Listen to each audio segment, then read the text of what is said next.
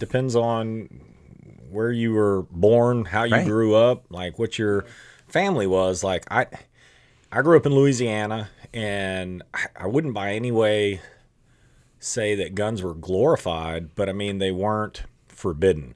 Like at my grandfather's house, he had his gun case that was fully on display, that had all of his rifles. Some of them were collectors. Furniture. Right. Yeah. And then, I mean, above the mantle, there were other guns mounted up there. And then there were, ducks and, fish. Not that you shoot fish out of the water, but, you had... It was a culture, caught up. Right? It was a culture in the South for hunting, and it was like, it didn't even have to be said. Hunting's another story. It for is, the South. but I'll tell you the difference. It didn't have to be said that you had the right to protect yourself, or that if you set foot in my house and you were unwelcome, you're probably going to meet your maker. And I guess it's a different culture, like you're talking about from up north. I can remember the first time that the personal protection side of it hit home with me was my mom. She was single. She had just been through a nasty, violent divorce, right? We were living in Dallas. She was a lawyer working downtown at night. And she went and purchased a gun. She went and purchased a purse that held that gun, specifically made for that, so that she could feel comfortable walking herself back and forth to her vehicle late at night whenever she was leaving work. Number one, to protect herself from the crazy ex-husband that she had just dealt with. Number two, to protect herself from anybody that was looking for an opportune target for crime. And that was my first memory of a parent of mine purchasing and owning a gun for self-protection, and it was not like, it wasn't a faux pas. It wasn't like, it was like, okay, we have the right to do this, so we're going to do this, and I remember she went through, training with that firearm. She had somebody help her pick out the purse. It was a cool little purse because it had the two pockets, and in the middle was a built-in holster. Like a little pouch. It was, in the middle. And she could sling it on her arm and actually put her hand and have it on the gun as she was walking with that purse, so that if she needed to use it, she could immediately use it through that purse. Yeah. So yeah, I have one. A purse? Don't judge me. I don't. I have one too. It's sitting right over here. My wife calls it my purse all the time. It's a merce. Yeah. Man purse. I say Indiana Jones had a satchel. Thanks. Indiana Jones had a satchel. That's my satchel. So, yeah, I used to turn a judgmental eye to the fanny pack. Somebody's bringing them back, or somebody has brought them back. Yeah. I'm looking at the fanny pack, and I'm like, man, what's packed in that thing? That doesn't mean you should still carry a Desert Eagle. Yeah, no. That's a large fanny pack, sir. Yeah. Trust me. I'm compensating. It weighs 12 pounds fully loaded. Wow. Okay. Yeah, no, and that was what shaped it. But I mean, luckily I moved out here when my kids were young enough. I mean, Rowan, with my oldest, who's 18 now, right, was 8. So I had an 8 and a 6 and a 2-year-old girl, right, or 3-year-old. Wow, I'm losing ages, but like they learned about. I mean, the culture here is like, no, you teach them what a weapon is. You teach them what it does. You teach them how powerful that is and how much it could harm people or things. And you give them the real lesson based on what that is. And my kids were like thrust into those lessons really young, actually, and into like the ministries we talked about, even like KOZ and what is hunting and gathering? What is it used for? And then also, what is the protection side? That's the gathering. That's the gathering. Yes, I know. He's knocking me today because I was throwing some harsh words last week. I get it. I didn't. I'm just here. I get it. He's salty. He's salty right now. Rock and roll. But that's it. Like, they learned to shoot at 7, 8 years old. I mean, and then I think my son Kyler, I was there to watch him shoot his first deer on a hunting trip we went to on some land that was donated for a hunt for that Kids Outdoor Zone group, and he was 10 years old. I mean, shot it straight through the heart at 150 yards at 10 years old, and I was like, holy cow. Yeah. But then him seeing that and how he shot it through the heart and it blew out his shoulder blade on the backside because it dropped right there after it blew out the shoulder blade, he's like, I mean, that's not a toy, right? So Well, I think you bring up a good Reality. point that Right. and my main focus with my kids has been take away the curiosity. Right. And if you can take away that curiosity, you can appease that curiosity, then when you're not around, they're not going to go and try and appease their own curiosity. And from the beginning, like when they were at the appropriate age, I want to say some people might judge me on this, but it was like 5 or 6. You know, when they were mobile enough and could open and get to things, I sat down with them and showed them that these are my guns, okay? Make them safe, take everything away from them, and let them pick them up and let them handle them. Yeah. Let them touch them because that's what kids want to do, right? And then like you're saying, take them out there. And I can remember sitting on, it was my sister-in-law's house in Burnett. We went out there and I had a little snub nose at the time. And we took that snub nose out and we got a milk jug full of water. And I was like, all right, dude, we're going to shoot this. And you're going to see exactly what this does to a milk jug full of water. Kind of like your example with the hunting, whenever he sees what it actually does to a deer. yeah. And actually let him, me holding it, but his hands on mine, pull that trigger, feel the concussion of it going off, how loud it is, and then seeing what it does to the target, right?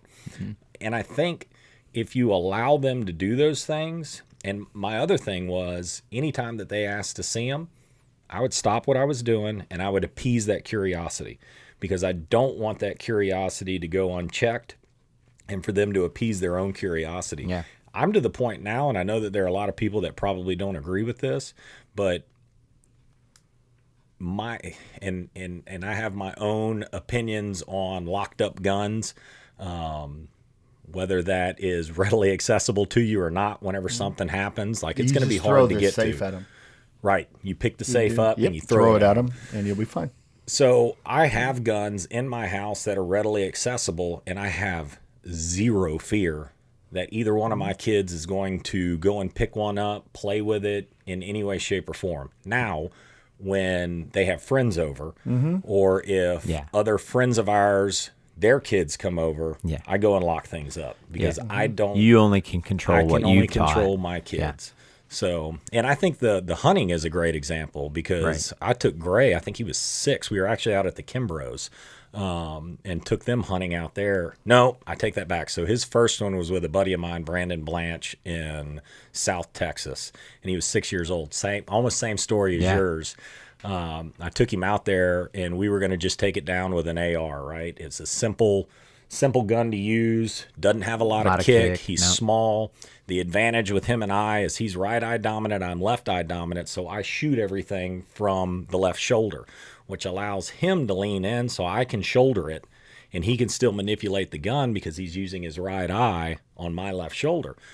So, funny story, he gets in there. We've been sitting in the blind for a while. We're being extra quiet. Like I told him, I was like, hey, guy, we're going to get out here. You need to be quiet. Like, you can't make a lot of noise. We don't want to scare him off. Eventually, a doe will step out, and we'll take the doe. So, we're sitting there. Boom, doe steps out, maybe 100 yards, 75 to 100 yards away. And it's just sitting there. And I'm like, all right, dude, you ready? And he's like, yeah, Dad. I'm like, all right. So, I get the AR, put it up, and he leans in and he gets right on, and all I had was a red dot on it. 75 to 100 yards should be fine. Yeah. Told him where he needed to put that red dot. When you're ready, pull that trigger. Boom, pull. I can literally watch the bullet, and it shoots right under the belly, or right under the chest plate, and hits the ground below it. Doe jumps, boom, bolts off, and I'm like, all right, we'll get the next one, dude. And I look back over, and he's got blood coming from his lip, but he's quiet. And I'm like, it takes a second for it to process what I'm looking at. And I'm like, dude, are you all right? And he goes, it hit my mouth. He had gotten so close up on there, yes, that the handle on it had popped him right in the lip, right? And I was like, dude, are you all right? And he was like nodding his head. And I was like, man, open up your mouth. Let me see. And he had a little bit of blood there. And I was like, man, you did good. And he's like, Dad, you told me to be quiet. I didn't want to make a sound. Of course. So I was like, all right. So we put the AR down and we had a 22-250 that was sitting back there. And I was like, all right, we're going to try this time. I said, give it a little while. That doe will come back out. And within like 15 minutes, does came back out, lined up with the 22-250, same thing. There's not anything that's going to come back and pop him. And we talked about eye relief because this one actually had a scope on it. So we sat there and worked on it. Doe came out. He got on it. Same thing that yours. I was impressed. I have a picture of it. Whenever we went and field dressed it, finally he's sitting there holding it. We've got the blood, the blood coming down on his face, and he's holding the heart, and there's the hole right through it, Yeah. So it's a visualization. It lets him know, like you said, this isn't a toy. Right. This is something that we use to put food on the table, Right. Or that we use to protect ourselves. Well, and that's the other important part you learn down here. Like, it's the gathering part too. You're going to go field dress that. You're going to take care of that. You're going to process it. You're going to go through the steps of what this animal was and what it means to you in what you've done in hunting it, right? And up there again, there's muzzleloader season for 1 week, so you don't really have a rifle when you're hunting, and you're sitting in a stand and you can't bait the hunt, right? So, I mean, you're sitting in a stand with a bow waiting for a doe or a buck to walk by for hours on end. So, I take the hunting in Texas a little lightly. When first time I went out, it was to a blind With a feeder. at 5:30 a.m. It's going to go off. 6:30 was going out. We're getting out an hour before. Feeder goes off, and there's 40 deer walking in, and Those he goes, are the ones take that weren't one, tied up to the feeder. take one. I'm like, wait, one, they look like dogs. They're so small, they're tiny in comparison. Yeah, the hill country deer are tiny. Yeah, Go to South Texas, they get a little bit bigger. Yeah. They are do. for sure. But it was just a image. I'm like, this isn't really hunting. It's kind of like target practice, because it was the first time I was ever using a gun to hunt, and this is my first hunt here, and it was. And I had to choose. I never had anything like that before. It's a little different. Yeah. It's a good introduction, but I mean, nothing compares to a true stalk and shoot hunt, where you've actually got to put feet on ground. You've actually got to look for sign.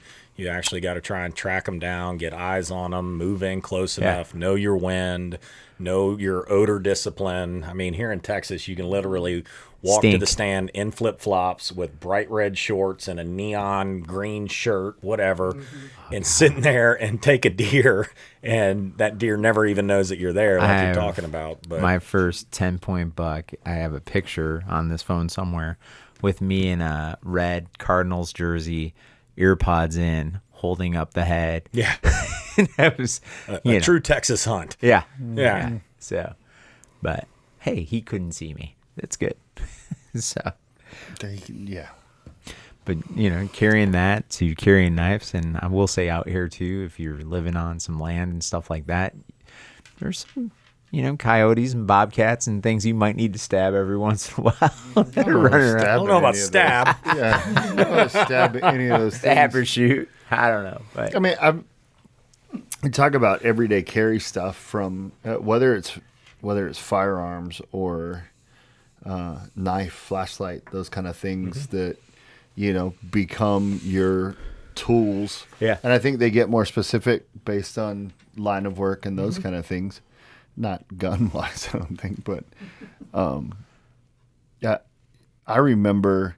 Do you remember like the back window gun racks? Oh yeah, in high school. Yeah, like it. And people straight like breaking my cars for grandfather's those just now, though. driving in his truck, and in the back there's like 22 and a shotgun, depending on what happened to be in the way or run out in the road, or Sometimes was you on the gotta- property when he's working cattle, or definitely grew up shooting at a young age. I think my dad just took us to a place and would tell us, you got to be quiet. There wasn't no animals out there. He just wanted some quiet. And he did the same thing with fishing. You're going to scare the fish. Like, they don't have ears. I don't understand this process. We're on the land. They're not dodging land animals. They hear the vibration of your voice. Yeah, like I said, I think he just wanted some peace and quiet. So Smart dad. apparently that's the way it works. Mm-hmm. But, I mean, obviously, as law enforcement, you carry regularly and all the time. What about you, Jeff? Are you an everyday carry guy? I have my license. So, I go to schools a lot. So what's that tell you? I can't carry on school property. Yes. So, And for clarification, you don't need a license anymore. very true. So, but when I first moved here, Right, you did. 10 years ago, it was one of the first things I did. It was funny. I went from, man, I don't need a gun in my house to, I need a gun, I need a license, I need to carry, I need to do these things. Probably in a whole year period of time. Even Brooke was like, "Let's go shoot." Well, It's I think- such a different swing. But I in think us. some of that was like, honestly, there was a fear-based push of, I better get all this stuff done now before they tell me I can't even have one. This is true. Oh, yeah. Yeah. You know what I mean? It was kind Started of like in about that. 2008. I'm not going to get real specific, but and man, people buying guns left and right. And I think every 4 years, people just buy guns like crazy just in case. But you said something that's always kind of bounced around in my head, because for me, it's hard to figure out,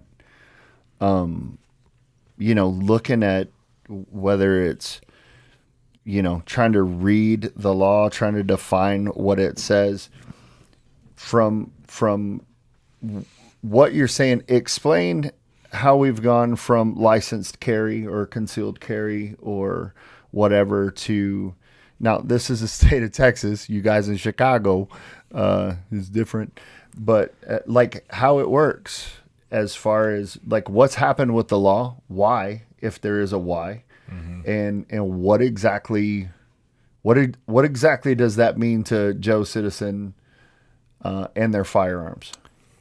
I mean, basically, the state of Texas has come down and said that you no longer need a concealed handgun license or a license to carry. So it used to be a CHL, concealed handgun license. You would have to go and apply for and get your concealed handgun license to be able to carry concealed, or it got changed to an LTC, license to carry. And we became an 'cause open carry state. Yeah. And now you don't have to have that license to conceal. Now there are rules that go with it. To dive into the details of that, 30-06, 30-7 are you're the big talking about ones. the not bars, no bars, Yeah, no where not you- the schools. round 30-06. No, where you Yeah. the where you law. can't take them, Yeah. and they're plainly posted and those kind of You got me. things, and that sort of stuff. And that, like, I always understood that.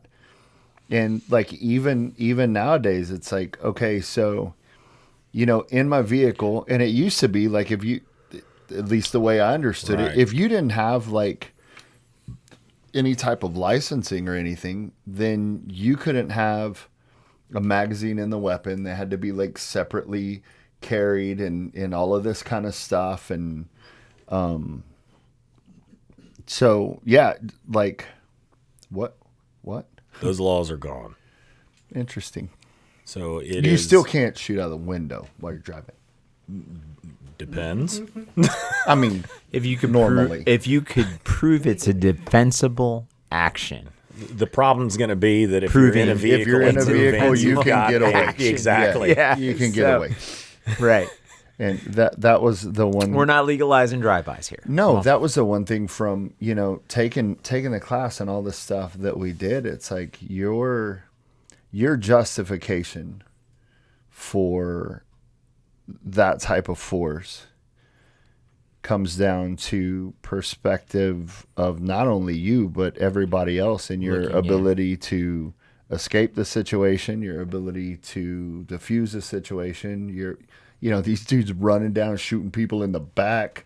It's like, how are you afraid for your life when they're running away? Well, so it comes down to your ability to articulate belief that your life is in imminent danger of serious bodily injury or death. And shooting somebody in the back can be articulated, because I can tell you multiple people that have been shot like that, with somebody running away, pulling the trigger behind them, not worrying about where their round goes. Yeah. You know? No, I mean, So, and obviously that makes sense. I just meant like the straight runner. Yeah, no. Yeah. I mean, if somebody breaks into your house and you surprise them, they turn around, run down the street, and you chase them down the street, and they're posing no threat to you whatsoever. I mean, understand, anytime that you use lethal force and you take somebody's life, no matter how justified it is. Do what? It's going to be It under is. a microscope. No matter how justified it is, there's still going to be a police response. There's still going to be an investigation. You're still going to have to get a lawyer.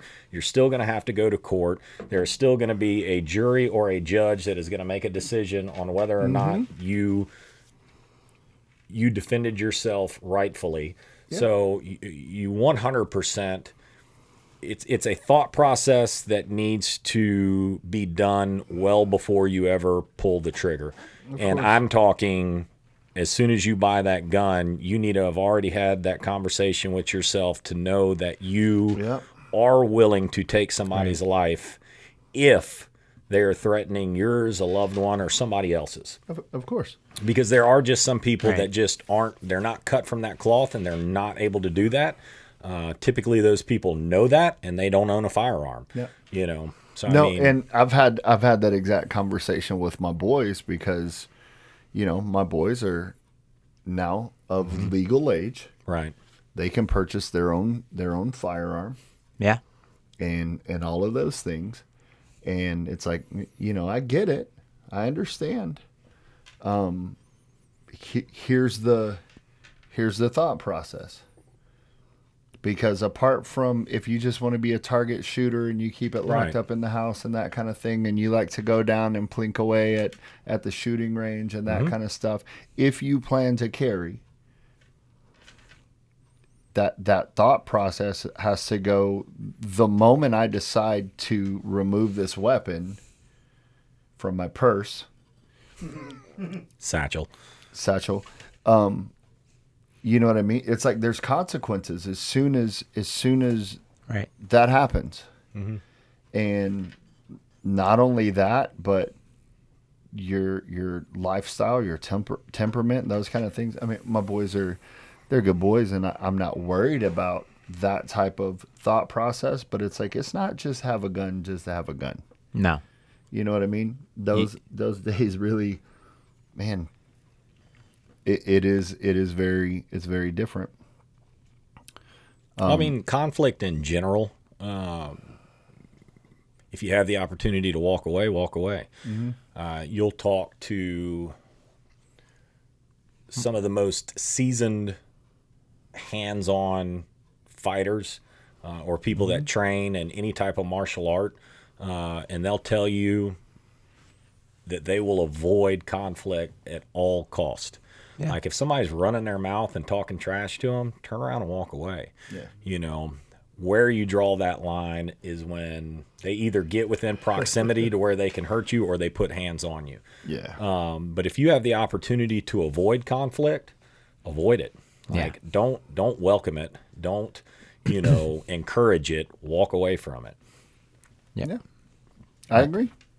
I would say so too. I mean, and just that mindset, the mindset shift is, you know, again, I think you look at a place where you're at 10 times the amount of murders and violent crime and stuff like that. And the mindset is, if I have this, I'm not protected. And you look at that from the outside looking in now, and you're like, dude, it's so different, because I feel a heck of a lot safer, even in situations where I'm probably not carrying a lot of the time, because I am going to schools and stuff like that. And it's like, you just know it's different. Like, and that mindset, that shift here is to the bad guys. I'd rather go steal money in the parking lots off of cars on the expressway, because if I start doing that in people's homes and home invasion, you know, one out of every two houses I jump into is probably gonna fire at me. You know, Yeah, we're it's in a different Texas. situation. Well, and I mean, there's also different Well, I gotta thought process too for, like you're saying, Yeah. like you want to carry, but you go into a lot of places that you're not allowed to carry. Yeah. So do you still carry, and then do you leave it in the car when you go into these places? And if you do, then what do you have in your car So that's it- actually going to secure that weapon? Yeah. So that if your car gets broken into, it's not stolen. So you've got a lot more to think about than I just. think it's 300 yards from a school's doors. You are not allowed to have it in the parking lot or anything like Right, that. on the- So I can't. on the property. On the property. I can't, and I won't risk my life and my career based on it. But outside of that, you know, it's Why's a that different dude story. park so far away? Why does he always park across the street and walk over here for a meeting? A rangefinder 301. Yeah. But I mean, just think about that. Like when, you know, people think about going to church, I mean, there's security within the church that's armed every time we walk in there, just based on our current environment and what's been happening in situations. I mean, there's new rules for, I mean, I'd go to schools in Chicago too, just the same. And you're walking through metal detectors. You got a security door there. It's on lockdown when you get through the front door. It's different. It's not like the check-in process here where you're going through the main office first. You're going through a security guard first, then a metal detector, and all these things. But the sad thing But that is, violent crime still happens in those places more. right? Yeah, but because you're not allowed to have a weapon, and criminals are going to There get you go. weapons no matter what. there you go. That's the kicker. Who of all- follows those The bad guys laws? are going to get The bad guys guns. don't. The laws They were made don't for bad guys care. to break, right? But and you know, I don't even want. We can argue that point. I like the idea of, okay, if you carry Y, and what is your Johnny Law? What is your everyday carry scenario? Whether it's firearm, knife, flashlight, dental floss, MacGyver tools, toenail clippers. Yeah, I prefer the floss sticks. You should have just brought your everyday carry bag I do. I have it right there. for show and tell. He's got the I just don't know if YouTube is going to completely no. block us. Well, no, because they do. As Yeah. long as we're not trying to sell or. Yeah. Here, I'll reach over and I'll grab my satchel. But this is basically what I carry. So if I don't have it on me, like I prefer to carry appendix, which means I carry directly on the front. No, I'm not going to shoot it off. No, You just what? I can't say it. But I mean, my everyday carry is. I'll take that out.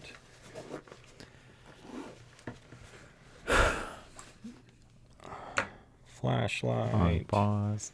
I mean, I've got other things in here that are a part of my everyday carry, but I mean, obviously, I have to have my badge with me. I got handcuff keys, handcuffs. I keep a knife. So I mean, I've got a essentially, bubblegum wrapper in mine too. As I start playing over As here. I tell them, yeah, Don't that cut needs your to be fingers clean. off. So yeah. I just like to show them I'm all out of bubblegum. He was mad at me playing with his toys. I just don't want you to cut yourself. But I mean, typically I'll have a knife He thinks if I'm Chicago not carrying. people don't know how to use knives. If I'm not carrying this and I have it on my person, I usually have a knife, a flashlight, and then I've got my gun and a backup magazine with a quality holster. I emphasize quality holster because a lot of people will get the cheap, like Uncle Mike's collapsible cloth holster that Yeah. sits inside your pants that once you draw, you have absolutely no way To of ever get it back in. of holstering remember, again. So I like that one on Davey. where you flip it like that and Oh, that pull up. Yeah. no, I don't like it. I'm kidding. I make think I it just was know I much would put it in smarter. there wrong and it would flip out and Yes. the gun would just Go go flying. Yeah. Yeah. There's a lot of catchy I still stuff got out my there. Click holster. I Your forget what? what they were called. You remember Davey? You don't know Davey Click. Davy Jones. He was making holsters back in the day, and went to church with us, and that was my first. He taught. It was a great holster. Pop it in, man. Why can't I think of the name of his holsters? Is it like a hybrid holster? So it was like yeah, you the just pop him, man. It just pop. What are you popping? double click.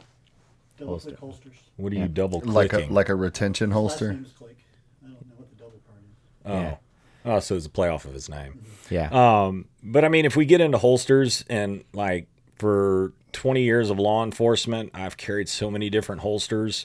From, believe it or not, the one that I just badmouthed. Whenever we would do undercover work, I used to carry a snub nose revolver in an Uncle Mike's because it didn't protrude much, and it was easy to carry, and it was very easy to conceal.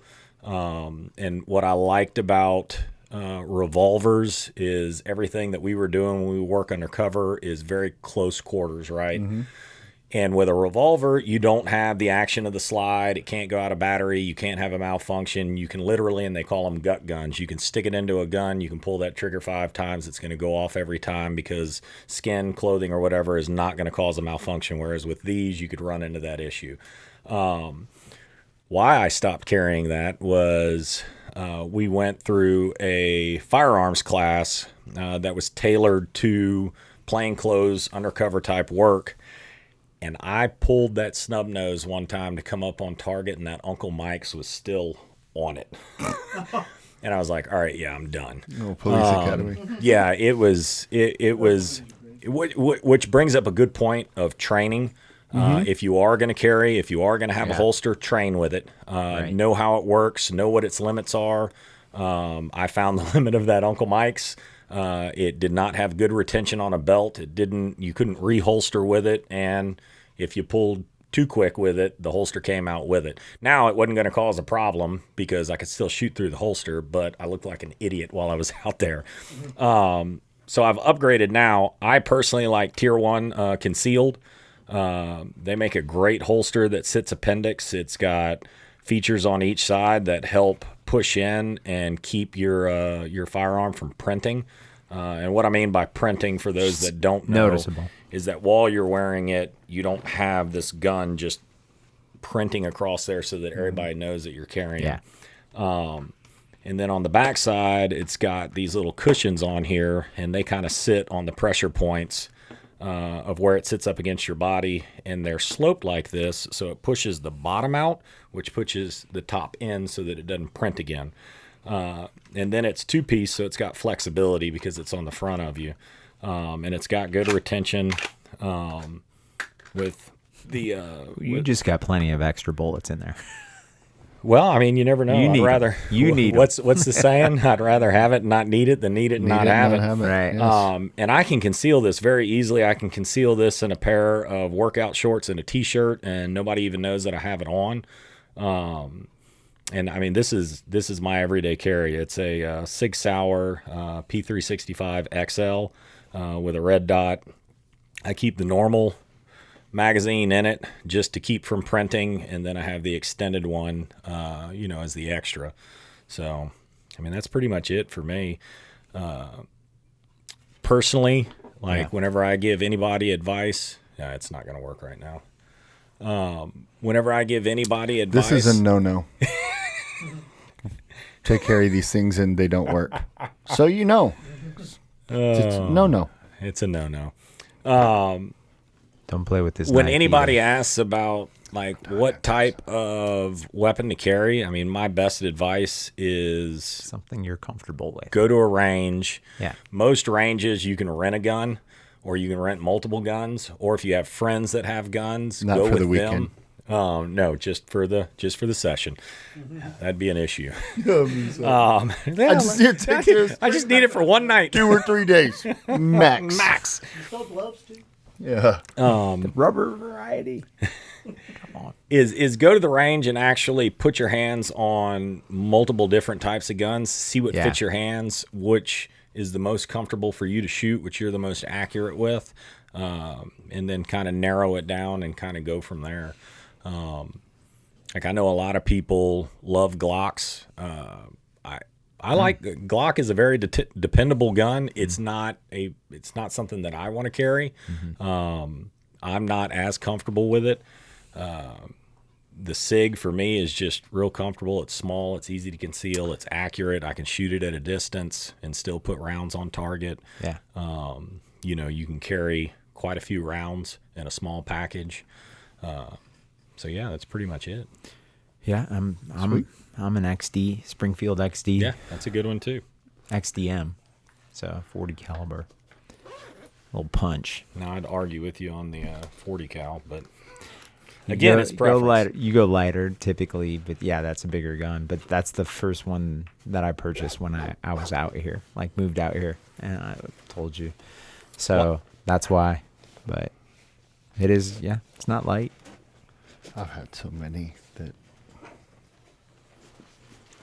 Man, I like those old school little 1911 styles, the 380s. That yeah, I mean SIG makes a nice one too. I think it's the 938, which is a 1911 style subcompact.